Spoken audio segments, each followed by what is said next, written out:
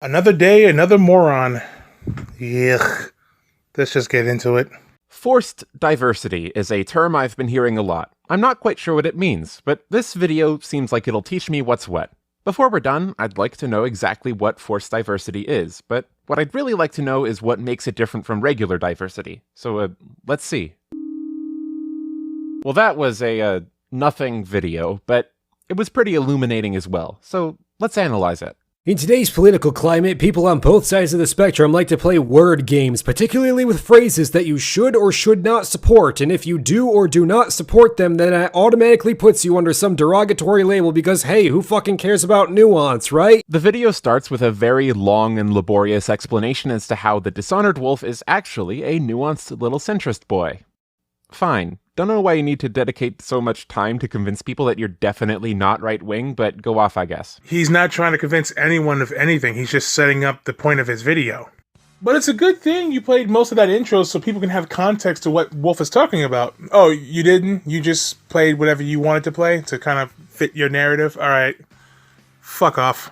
Eventually, we get to the point. So, when I say I'm totally against the concept of forced diversity, I want to make it crystal fucking clear that the mere idea of diversity is not what I would deem to be negative in any discernible way. I know this has taken entirely too much time to say, but believe me, I know that if I'm not as clear as possible, people will lose their minds over this shit. The difference between diversity and forced diversity is that one is natural and the other is artificial. The act of forcing diversity in one form or another directly leads to an objective drop in quality. There is not one single form of entertainment that forces diversity on the one being entertained that is actually good. Let me explain.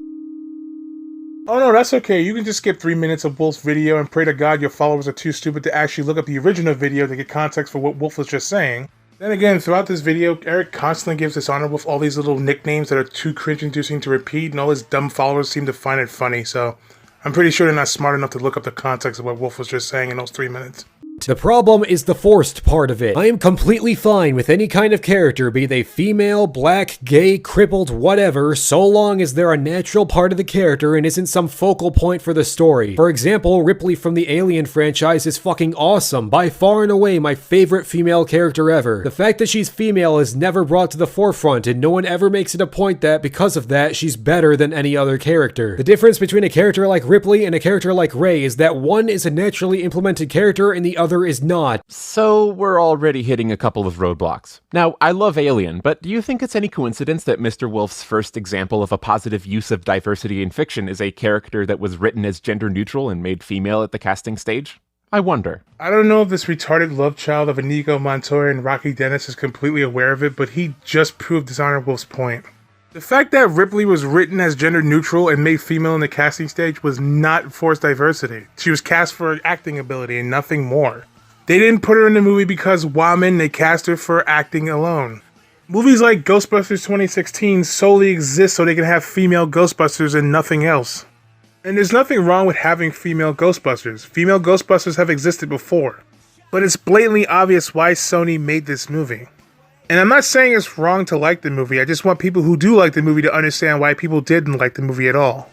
I'll continue into this later when we get to that because he does bring up that movie. But the fact that he brought up that little tidbit about Ripley just completely destroys his entire video. And it renders it completely useless. But I'm still gonna verbally Sonny Corleone his ass, so let's get into it. He's also comparing her to Rey from Star Wars, so let's see what he has to say about that. Where Ripley was codependent on her friends, Rey is so independent that she lacks any ability to come off as halfway likable. Her natural skill with the Force, despite having no training, her ability to beat a Sith apprentice trained by Luke Skywalker and even beat Luke himself in combat, her ability to get a triple kill with a single shot from the Millennium Falcon gun despite never using it before, becoming a better shot than a stormtrooper who had trained for years within seconds, discovering Force powers she never knew existed, flying a ship she's never flown before, fixing problems on said ship she's never flown before, which honestly isn't even an actual fix, she just broke it. Everything in general can be explained away because she's a woman. That and because she's a gigantic Mary Sue. I'm gonna level with you here. I don't give a shit about Star Wars. I saw A New Hope and The Empire Strikes Back like 3 years ago, and I thought they were boring. I'm saying this because it doesn't really matter. For the sake of argument, I'm just going to assume that The Force Awakens is the worst movie ever made, and Rey is an underdeveloped blank slate, just as Wolf Daddy said she is. So I have a question, and it's important to pose this question to you specifically, Muskie Husky. Flex your creative muscles. How would you fix this? How do you take Rey and make her more like Ripley? How does one unforce this diversity, as it were?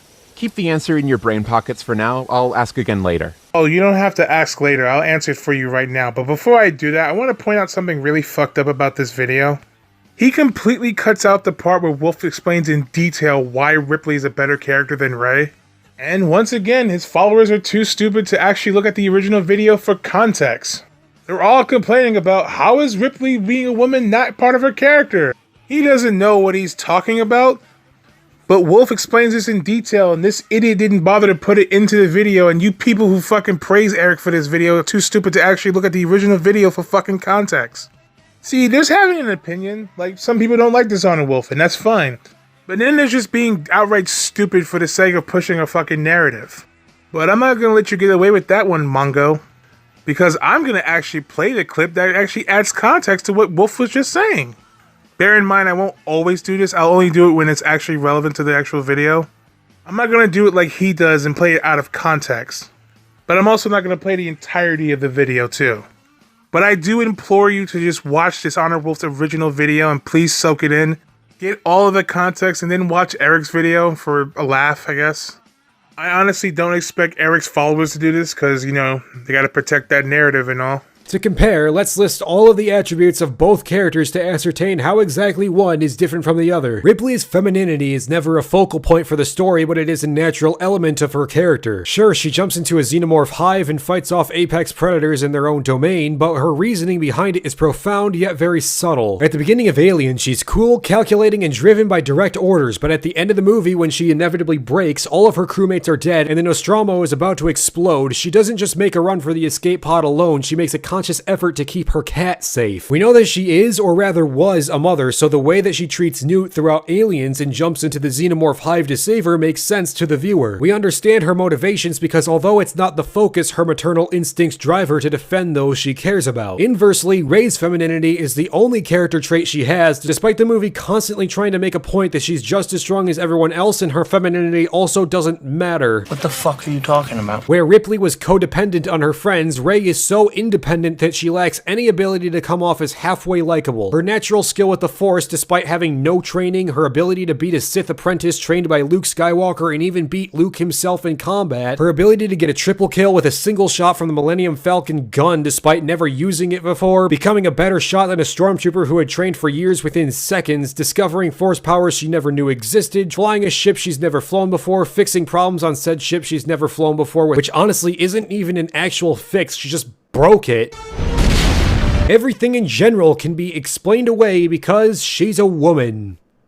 That, and because she's a gigantic Mary Sue. In the new Star Wars films, Rey is the most unnatural Force character ever. I know she's starting to lose that position to Jar Jar Rose, but Rey's entire character has to be one of the most uncompelling, boring characters ever written. She has absolutely no depth, her motivations are driven not by care for other characters, but by seemingly nothing at all. The fact that she's female is literally the entire basis of her character, and these problems are only accentuated by Daisy Ridley's vapid acting abilities and the already poor writing. Now, a badly written and acted character is one thing, but does that necessarily mean that it's forced? No, not always, but the reason why Rey is forced is because she has nothing going for her. The fact that she's a female should not be nearly as relevant as it is, but both The Force Awakens and The Last Jedi go to absurd lengths to make sure you know she's a woman, and because of that, she can be strong all on her own. Being a strong female character isn't a bad thing, but when you're written to be a strong female character, then you're generally going to be the exact opposite. And that there is the crux of the issue. Having a strong female lead isn't a bad thing. The problem is that the writers are going specifically out of their way to make some kind of specific character without taking into account what makes a good character in the first place. Ripley wasn't designed to be a strong female character, that's just what she evolved into. They focused on character first and made the female aspect a natural characteristic of who she is as a person. Rey, on the other hand, was never written with any characteristic beyond being strong, and you may notice that there's a lot of female characters written that way nowadays, to the point that they act like total cunts nuance for no justifiable reason. I genuinely believe that the reason for this is a total misinterpretation of what they perceive to be a strong male equivalent.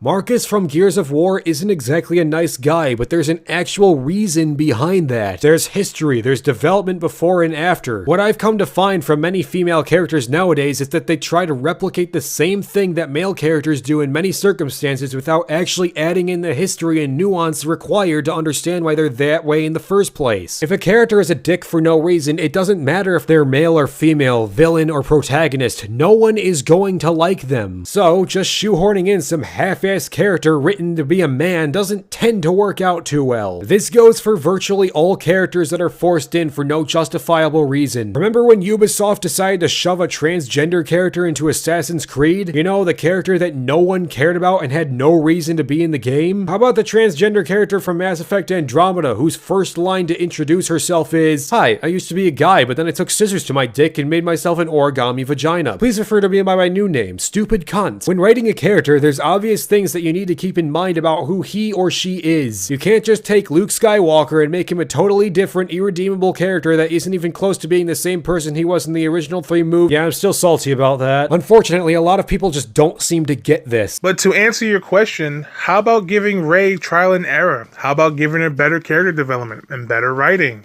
And don't just make her good because woman. There's a lot of this shit throughout The Last Jedi. They make characters like Holdo seem more competent than Poe, even though she's a complete incompetent jackass. They try to make Rose seem heroic for trying to save Finn, even though her logic is completely flawed and completely stupid. And Rey is all powerful because reasons. She comes from nothing. She's just powerful because the script said so. And there's no Force diversity in Star Wars? Really? Don't fall into that J.J. Abrams bullshit about people being afraid of strong women, because that's just complete bullshit on his part.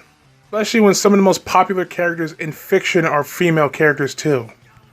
Hell, Princess Leia exists, Ahsoka Tano exists, Asajj Ventress, even Mara Jade, characters who are not in the films yet. These characters are fan favorites. And let's not forget about Ellen Ripley and Sarah Connor, characters who aren't in Star Wars, and even characters like Trinity from The Matrix. No one's afraid of strong women. You just wrote bad female characters. That's it. And you added them in because woman. That's it. That's her only function, is woman. The movie tries to pass off this idea that Holdo is a competent leader because woman, even though she's incompetent. Rose is borderline Jar Jar Binks. And Rey is such an uninteresting character that she just has nowhere else to go, but we're supposed to root for her because woman! No, she's terribly written. I'm sorry to tell you this. You can tell me how relatable she is to you, but I don't care how relatable she is to you. A badly written character is badly written. Give me a reason to root for Rey. Give me a reason to fear for her life. Don't have her go full God mode every time she comes across a problem. How is it that characters like Finn and Poe go through trial and error, but Rey just doesn't? What, because of the Force? Well, Holdo doesn't have the Force, and whatever failure she did go through was just passed off as being part of the plan, and it made it seem like she was competent. Rose is just a failure all around. I'm gonna get into this a little bit when I do my video on why Rey's the worst Star Wars character, but the whole woman-hating thing is just a lazy bullshit excuse for anyone who has no actual valid argument for why this movie is good. Even though it really isn't. It's outright disrespectful to anyone who actually went through any kind of sexism. If anyone who's been through any kind of sexism in their life and it has affected them on a very deep and personal level saw these comments saying, "You just hate women, you are a woman hater and sexist," they would fucking burst into tears and fucking sob at how pathetic this shit is. But yeah, there you go. My long-winded speech about that shit. Back to this shitty video. And this is where we can stop responding to him point by point, because he's done making new points. No, he's really not done making any new points. I mean, for fuck's sakes, just say the rest of his video hurts your narrative and move on, please. Make me feel better about how fucking retarded you are. He's already painted himself into a corner. See, that overlong intro where he goes through in laborious detail why he's actually a nuanced little centrist puppy wasn't just there to kick everything off, it's part of his deflection. No, it's really not, but, you know, whatever helps the narrative. If you haven't noticed, that defensive screed never really ended. He's dressed up his argument into such a delicate little package of rationality that it can't really be disagreed with. Did it ever cross your mind that maybe it's not some deflection tactic and in fact it actually is a rational argument? What's that? It still doesn't fit your narrative? Oh, okay. Fuck off. But this is at a cost. Mr. Wolf, this isn't about diversity anymore. You just didn't like a movie. Yeah, way to Jim Jeffries this whole thing and confuse diversity with forced diversity. Jesus Christ.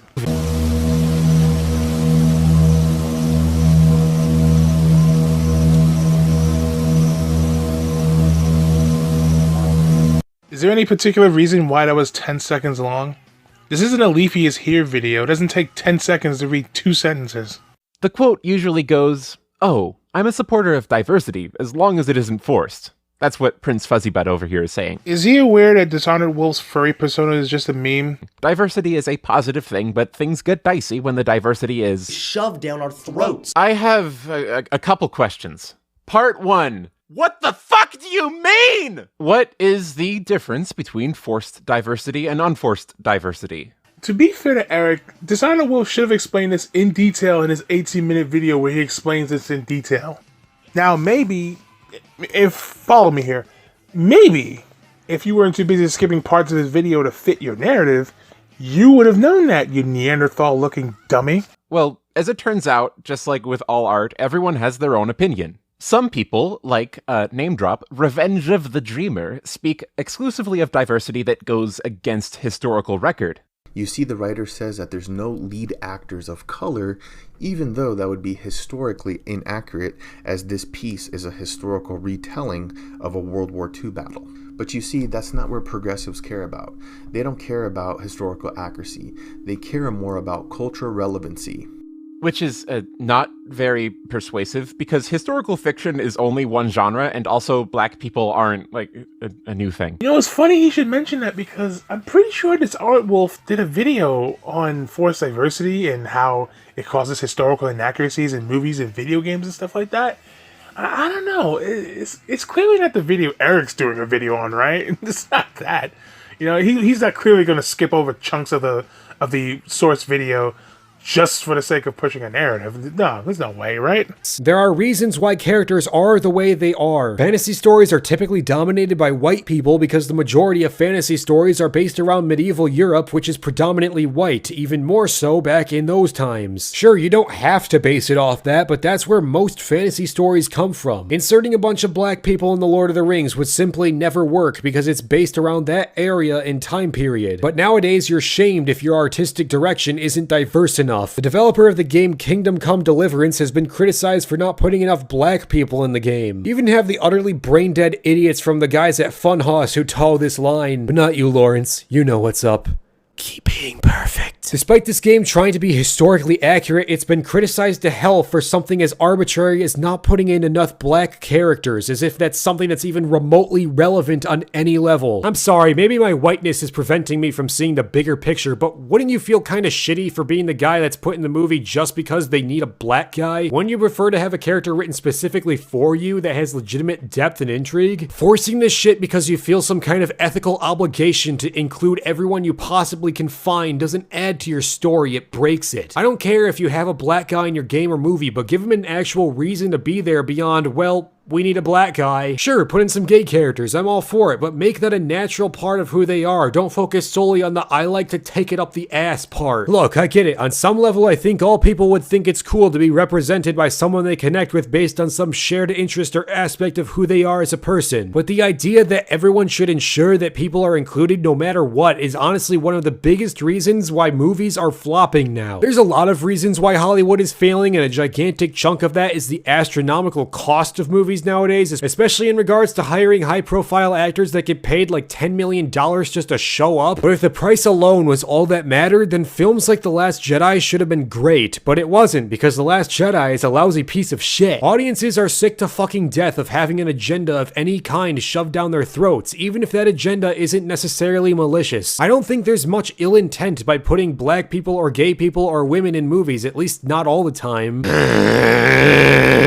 I've always said that I don't don't mind if your movie is making some kind of political statement. What I do mind is when you shove it down someone's throat in the most blunt and insulting way possible. Unfortunately, the vast majority of people writing shitty movies, games, comics, and novels today can't really seem to get that through their heads, and instead these writers think that all of this is the fault of audiences being sexist, racist, or homophobic. That literally could not possibly be further from the truth, because it's never something simple like putting in a female lead because your vision is that the lead is supposed to be female. It is virtually always the case that you're making a profound statement that you want to scream from a mountaintop about what you did to make your movie different. Rather than allowing the work to stand alone on its merits, it always comes down to the artist trying to show off that they made something that wasn't white, straight, or male, which, to be perfectly honest, isn't something to be necessarily proud of. Right? But more importantly, it's a different distinction than the one from our Red Rocketeer, who goes deep into criticizing science fiction and fantasy. Historical accuracy is only one of many grievances he has with how things are going right now. See, Rey is an example of forced diversity, because she is explicitly written to be a Wams, and that is the entire focus of the character. While Ripley is a better example, because her femaleness is incidental, a natural aspect of herself induced from her personality traits. She's a well-written protagonist first and foremost. And again, I haven't seen The Force Awakens, but I'm taking Fluffboy's word here because it helps my point. If you haven't seen the movie in question, how could you even criticize Dishonored Wolf at all? How can you seriously criticize someone who actually saw the movie and has grievances with it? This is just like the fanboys who defend Marvel films before they come out, and it's like, you have no leg to stand on. What are you defending? But meanwhile, some guy called The ATZ Show is pointing to Pixar's Coco as a positive example of diversity because it takes the setting of Mexico and shows it in the most authentic way possible, extending Mexican culture all throughout every square inch of the screen. Mr. ATZ doesn't want characters made different races without owning that decision and having it become an integral part of the story. And for those of you who you'll probably read them in the comments and you can tell they're not actually watching this video, I want to put it this way. I want diversity.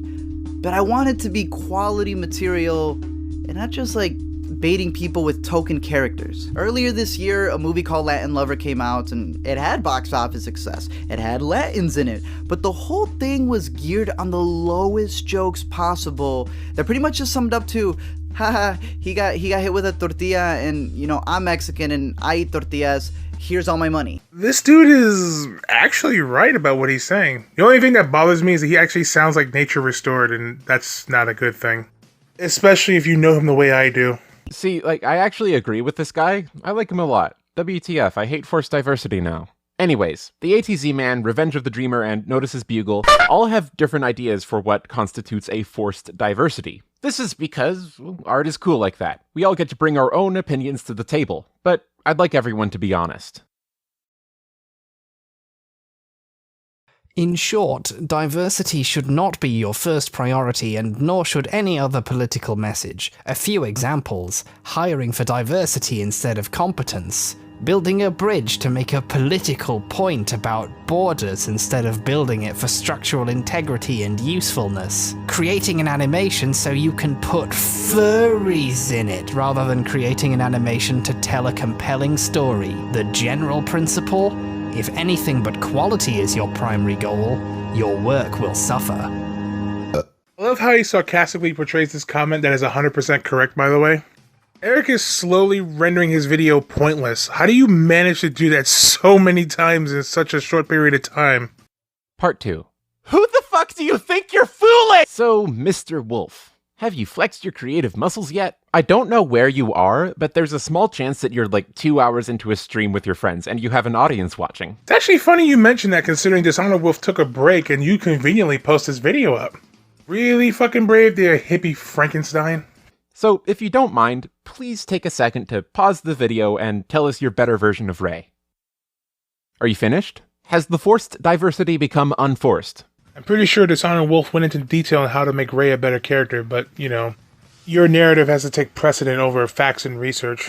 Now, Mr. Wolf, you're a smart puppy. I know you care deeply about these movies and storytelling in general, and I have faith that the analysis you just brought to the table was well thought out and you've really let Rey flourish as a character. Therefore, I have a reasonable expectation that your character fix didn't begin with rewriting her to be a man. I mean, maybe it did, but then I just have to give up on this entire conversation because you're beyond saving. That wouldn't make sense at all, considering he just said Ripley was one of his favorite characters ever. And yes, you should give up on this because you've consistently made an ass of yourself this entire video. But assuming you're a reasonable analyst and you came up with other reasons to fix Rey that don't relate to her gender, then perhaps the inspiration to make Rey a woman isn't to blame here. There is something independent of her womanhood that is ruining her for you, and if you're the analyst I believe you can be, you just told us all of it. Expanding beyond Rey, the solution to every problem posed in this video has nothing to do with focusing less on diversity. The solution is writing movies better. Duh. Right, by not forcing diversity into everything. Also, did you know that Lambert in Alien was actually transgender? The character is actually transgender. I looked this up, and yeah, she is. Does this movie make a big deal about it? No. Does this movie go out of its way to hire a transgender actor to play the character? No. But I guarantee if this movie was released now, not only would they make a big deal about the fact that the character is transgender, but you'd have a whole bunch of groups complaining about the actress playing the character not being transgender. You know, the whole Scarlett Johansson thing. The point is, they never made a big deal about it in this movie. It's not the character's character trait either. Being transgender is not Lambert's character trait in any way, shape, or form, just like being a woman isn't Ripley's character trait in any way, shape, or form. With forced diversity, not only is something like that a character trait, but it's the whole reason for their existence. But luckily, like you said, Ripley was written to be gender neutral until the casting stage. So that's not forced diversity in any way. They didn't shove Lambert being transgender in your face every 5 seconds because it's not part of her character traits. It's part of her history, but it's not part of what makes her a character. Nowadays, they would use that shit to sell the movie. Hey, look, we got woman and transgender woman. That's why so many of these movies fail, because that's the whole reason for the movie's existence. And they put so much effort into making that the selling point that they don't focus on the quality of the film itself, and thus the quality of the film suffers entirely. Are you getting it, Eric? Do you understand why forced diversity is a problem? Let's look at the Ghostbusters reboot. I haven't seen it, so I'll again assume it's awful for the sake of argument. There is no reason that an all-female Ghostbusters reboot can't be good, though, given a good enough cast and crew. Diversity, even diversity included for superficial reasons, can lead to both good and bad art. The only reason this wouldn't be true is if you were simply opposed to seeing minority characters in your movies, which I know you're not. An all-female Ghostbusters movie can work, but the whole existence for the female Ghostbusters movie was having female Ghostbusters, and that's it. They cared more about having female Ghostbusters than actually putting effort into the quality of the movie or having a vision for the damn movie. And because of that, the movie suffered. You'd actually have a leg to stand on if you actually watched the film. But let's just face facts here, Eric. No matter what good or even remotely decent argument that could be made against forced diversity, you'll find any reason or any way to ignore that argument, to push the narrative that forced diversity is a myth, just like Jesus and the female orgasm. And let's take Season 3, Episode 4 of Black Mirror. First drafts of San Junipero had the main couple written as straight, until Charlie just kind of decided to make them lesbians. It's as forced as diversity can get, but San Junipero is great. If you don't like it, you're homophobic. Mr. Wolf, this entire video is just you complaining that Hollywood movies are bad and wistfully imagining a bright future where they are good, which is fine, I guess. That's how opinions work, but please be honest. You can't sincerely believe that the simple act of including marginalized characters in a story on a whim is such a massive act that it necessarily demands that the writing quality must suffer. It'll only suffer if a character or a movie itself only exists for the sake of having those marginalized characters. This is why I'm responding to this video in particular. It's the perfect example of the phony centrist version of the forced diversity argument. Like, who do you think you're fooling? No matter how valid your reasons for hating the Ghostbusters reboot are, you've still hampered it all on the very inspiration to make the Ghostbusters women. Again, that was the only reason the movie existed, was to have female Ghostbusters. Again, no one said female Ghostbusters can't work. There have been female Ghostbusters in the past, but that wasn't the whole reason for their existence. There's no way out of this one, Pupper. To say that forced diversity made it bad is conceding that somehow the idea to feminize the cast led to it being a bad film, when in actuality, it's just a bad film. You can't make a dichotomy between hiring for diversity and hiring for competence without implying that hiring for competence will result in hiring a bunch of fucking white dudes. No, the fuck you did not just make that stupid statement. You do realize that people think Rian Johnson, a white man, Michael Bay, a white man, Zack Snyder, a white man, Uwe Boll, another white man. You do realize that people think they're completely incompetent. You do realize that people think Ryan Coogler and Patty Jenkins and even Ava DuVernay, even after that shitty Wrinkle in Time movie, you do realize people think they're competent. You have spent 10 minutes of this shit video creating this false narrative, and you double down on this false narrative by now implying that forced diversity means don't hire non-whites. You are the most retarded human being I have ever done a video on. I have done a video on Andre Cedino and Nature Restored and Net Alien 17.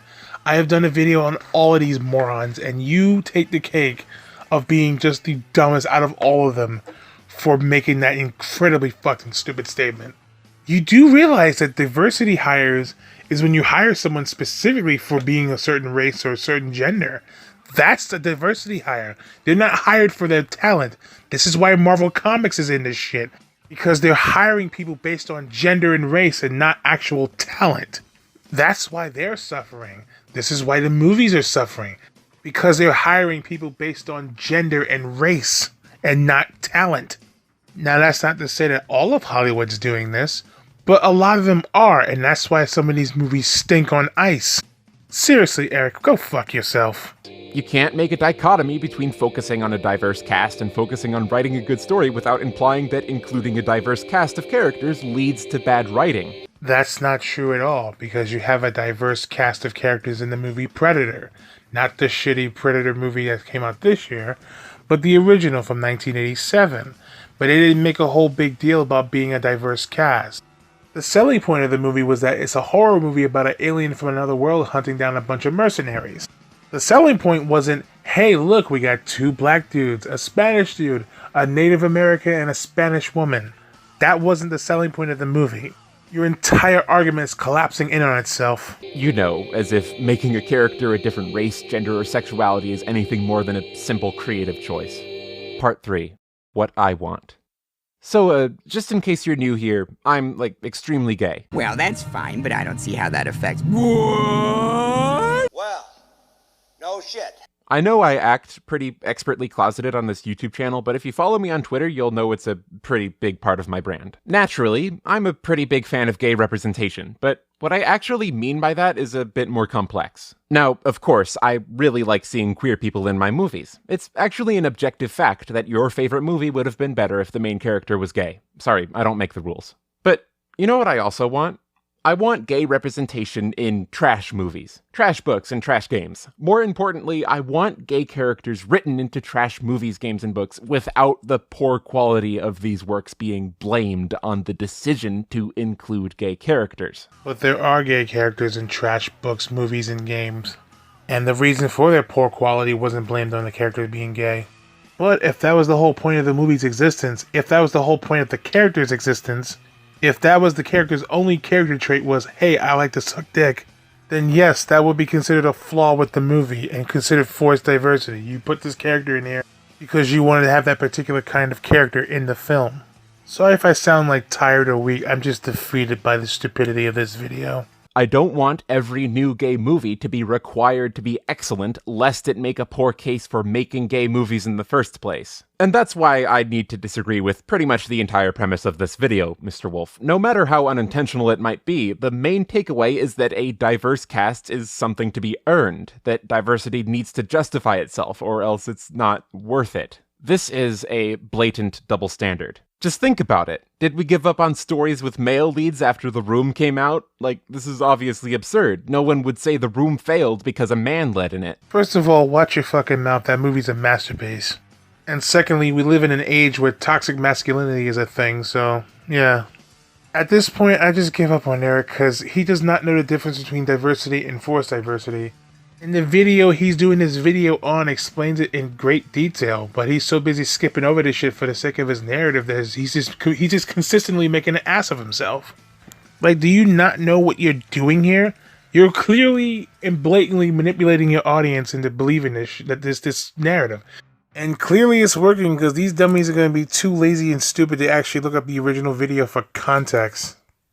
But still, I ask you, Eric. Who the fuck do you think you're fooling? But here we are. A cartoon wolf is telling us that Ghostbusters 2016 failed because the inspiration to star women was so drastic and poisonous that it infected the rest of the movie and made it bad. Honestly, it just goes to show how much the status quo can fuck with your head. It's a venom, clogging the veins of your mind, making you say shit like this. We truly do live in a society. Anyways, I want a gay remake of La Pianiste. So that's it. That's my argument. The entire premise of this video is completely bunk. But, he's not done. Remember how I mentioned that Mr. Wolf kinda dresses his arguments up in a nice little centrist presentation? Well, he kinda drops that halfway through. I'm sure you're familiar with Emma Stone. Not because you've ever heard of her before, but because this was probably the first time you've ever heard of her, or the first time you were reminded of her existence in like 10 years. But the fact that she decided to call out Hollywood for not allowing women to do more shit is stupid as fuck. Maybe, and bear with me here, I know this is a lot to take in, but maybe, rather than whining about it, they should just, well, fucking do it. I mean, really, with how incredibly far left Hollywood is, the simple truth is that SJWs do not have talent. Hey, Wolfie, are you having fun in your fucking 5-hour takedown stream? I hope so. Because I'm not gonna watch it. Fuck you, dude. How much would I bet this fat-jawed disaster watches it anyway?